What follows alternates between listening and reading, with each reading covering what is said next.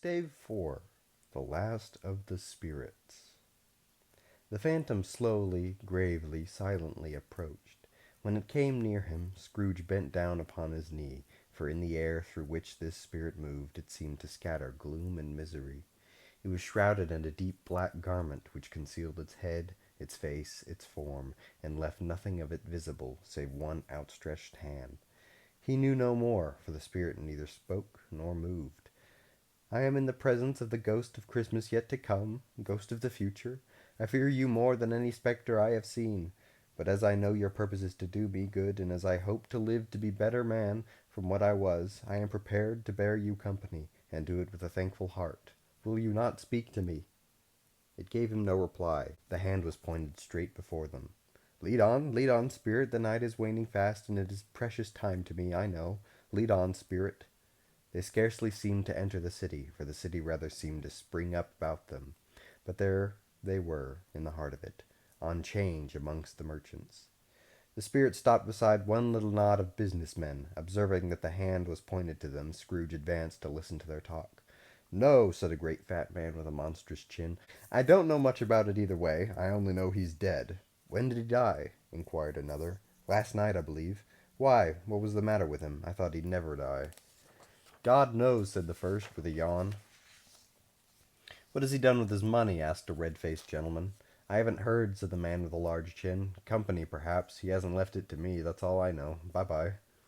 Scrooge was at first inclined to be surprised that the spirit should attach some importance to conversation apparently so trivial, but feeling assured that it must have some hidden purpose, he set himself to consider what it was likely to be. It could scarcely be supposed to have any bearing on the death of Jacob, his old partner, for that was past, and this ghost's province was the future.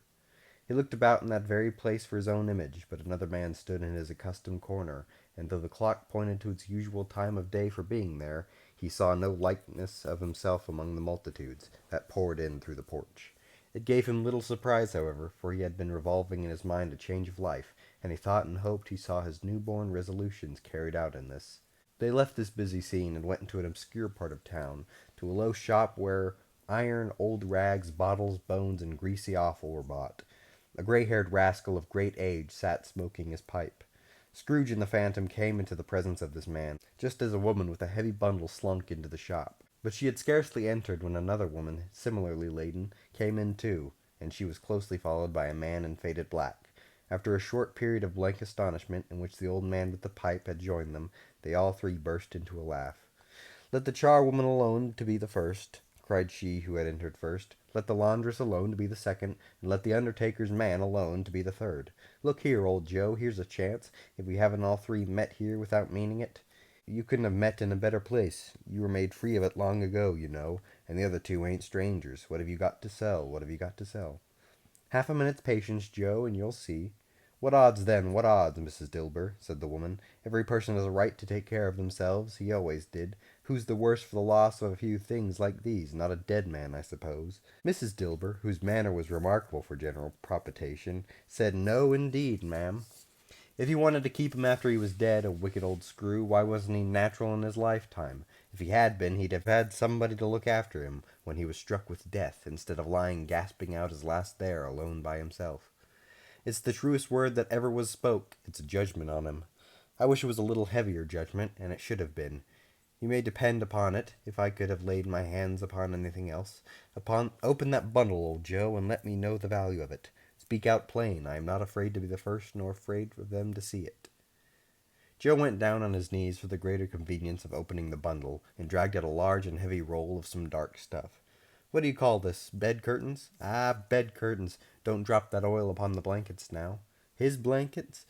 Whose else's do you think? He isn't likely to take cold without 'em, I dare say. Ah, you may look through that shirt till your eyes ache, but you won't find a hole in it, nor a threadbare place. It's the best he had, and a fine one too. They'd have wasted it by dressing him up in it, if it hadn't been for me." Scrooge listened to this dialogue in horror. "Spirit, I see, the case of this unhappy man might be my own. My life tends that way now. Merciful heaven, what is this?" The scene had changed, and now he almost touched a bare, uncurtained bed. A pale light rising in the outer air fell straight upon this bed, and on it, unwatched, unwept, uncared for, was the body of this plundered unknown man. Spirit, let me see some tenderness connected with a death, or this dark chamber, spirit, will be forever present to me. The ghost conducted him to poor Bob Cratchit's house, the dwelling he had visited before, and found the mother and the children seated round the fire. Quiet, very quiet, the noisy little Cratchits were as still as statues in one corner, and sat looking up at Peter, who had a book before him. The mother and her daughters were engaged in needlework, but surely they were all very quiet. And he took a child and set him in the midst of them. Where had Scrooge heard those words? He had not dreamed them. The boy must have read them. Out as he and the spirit crossed the threshold, why did he not go on? The mother laid her work upon the table and put her hand up to her face. The color hurts my eyes, she said. The color? Ah, poor Tiny Tim. They're better now again. It makes them weak by candlelight, and I wouldn't show weak eyes to your father when he comes home for the world. He must be near his time. Past it, rather, Peter answered, shutting up his book. But I think he has walked a little slower than he used these last few evenings, mother. I have known him walk with Tiny Tim upon his shoulder, very fast indeed. And so have I, cried Peter. Often. And so have I, exclaimed another. So had all. But he was very light to carry, and his father loved him so. That was no trouble. No trouble. And there is your father at the door. She hurried out to meet him, and little Bob and his comforter, he had need of it, poor fellow, came in. His tea was ready for him on the hob, and they all tried who should help him to it most. Then the two young Cratchits got upon his knees and laid, each child, a little cheek against his face, as if they said, "Don't mind it, father, don't be grieved." Bob was very cheerful with them, and spoke pleasantly to all the family. He looked at the work upon the table, and praised the industry and speed of Mrs. Cratchit and the girls. They would be done long before Sunday, he said. Sunday? You went today, then, Robert? Yes, my dear, returned Bob. I wish you could have gone. It would have done you good to see how green a place it is, but you'll see it often. I promised him that I would walk there on a Sunday, my little child. He broke down all at once. He couldn't help it. If he could have helped it, he and his child would have been farther apart, perhaps, than they were. Spectre, said Scrooge, something informs me that our parting moment is at hand. I know it, but I know not how. Tell me what man that was with the covered face whom we saw lying dead. The ghost of Christmas yet to come conveyed him to a dismal, wretched, ruinous churchyard. The spirit stood among the graves and pointed down to one. Before I draw nearer to that stone to which you point, answer me one question. Are these the shadows of the things that will be, or are they the shadows of things that may be only? Still the ghost pointed downward to the grave by which it stood. Men's courses will foreshadow certain ends to which, if preserved in, they must lead. But if the courses be departed from, the ends will change. Say it is thus with what you show me. The spirit was immovable as ever. Scrooge crept towards it, trembling as he went, and following the finger, read upon the stone of the neglected grave his own name, Ebenezer Scrooge. Am I that man who lay upon the bed? No, spirit, oh no, no, spirit. Hear me, I am not the man I was. I will not be the man I must have been but for this intercourse. Why show me this if I am past all hope? Assure me that I yet may change these shadows you have shown me by an altered life. For the first time the kind hand faltered. I will honor Christmas in my heart and try to keep it all the year. I will live in the past, the present, and the future. The spirits of all three shall strive within me. I will not shut out the lessons that they teach. Oh, tell me I may sponge away the writing on this stone. Holding up his hands in one last prayer to have his fate reversed, he saw an alteration in the phantom's hood and dress. It shrunk, collapsed, and dwindled down into a bedpost. Yes, and the bedpost was his own. The bed was his own. The room was his own. Best and happiest of all, the time before him was his own, to make amends in. He was cheeked in his transports by the churches ringing out the lustiest peals he had ever heard. Running to the window, he opened it and put out his head. No fog, no mist, no night. Clear, bright, stirring golden day. What's today? Cried Scrooge, calling downward to a boy in Sunday clothes who perhaps had loitered in to look about him. Eh? What's today, my fine fellow? Today? Why, Christmas Day. It's Christmas Day. I haven't missed it. Hello, my fine fellow. Hello. Do you know the poulterers in the next street but one at the corner? I should hope I did. An intelligent boy, a remarkable boy. Do you know whether they've sold the prize turkey that was hanging up there? Not the little prize turkey, the big one. What, the one as big as me? What a delightful boy. It's a pleasure to talk to him. Yes, my buck. It's hanging there now. Is it? Go and buy it. Walker, exclaimed the boy. No, no, I am in earnest. Go and buy it, and tell him to bring it here, that I may give them the direction where to take it. Come back with the man, and I'll give you a shilling. Come back with him in less than 5 minutes, and I'll give you half a crown. The boy was off like a shot. I'll send it to Bob Cratchit's. He shan't know who sends it. It's twice the size of Tiny Tim. Joe Miller never made such a joke as sending it to Bob's will be. The hand in which he wrote the address was not a steady one, but write it he did somehow, and went downstairs to open the street door, ready for the coming of the poulterer's man. It was a turkey. He never could have stood upon his legs, that bird. He would have snapped him short off in a minute, like sticks of sealing wax. Scrooge dressed himself all in his best, and at last got out into the streets. The people were by this time pouring forth, as he had seen them with the ghost of Christmas present.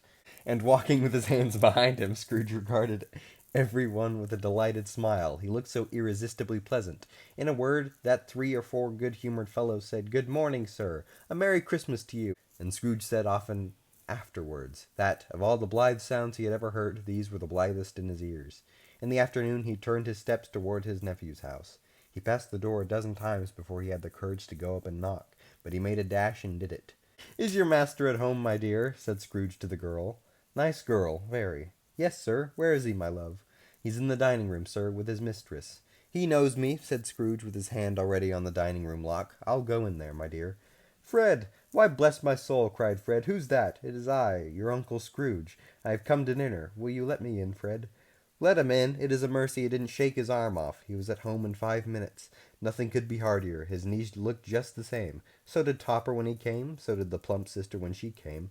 So did every one when they came. Wonderful happiness. But he was early at the office next morning. Oh, he was early there. If he could only be there first and catch Bob Cratchit coming late, that was the thing he had set his heart upon. And he did it. The clock struck 9. No Bob. 1/4 past. No Bob. Bob was full 18 minutes and a half behind his time. Scrooge sat with the door wide open that he might see him come into the tank.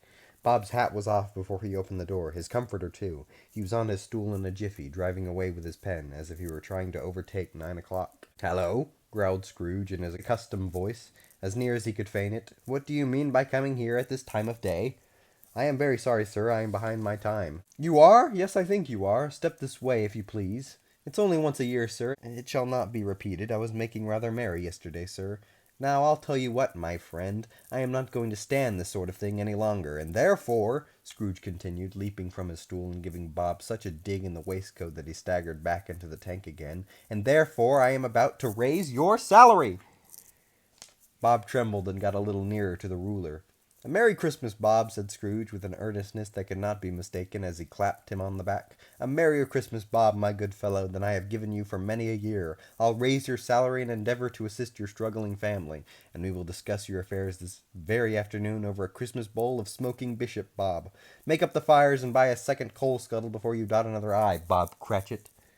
Scrooge was better than his word. He did it all and infinitely more. And to Tiny Tim, who did not die, he was a second father. He became as good a friend, as good a master, and as good a man as the old city knew, or any other good old city, town, or borough in the good old world. Some people laughed to see the alteration in him, but his own heart laughed, and that was quite enough for him. He had no further intercourse with spirits, but lived in that respect upon the total abstinence principle ever afterwards, and it was always said of him that he knew how to keep Christmas well, if any man alive possessed the knowledge. May that be truly said of us, and all of us, and so, as Tiny Tim observed, God bless us, every one. The end.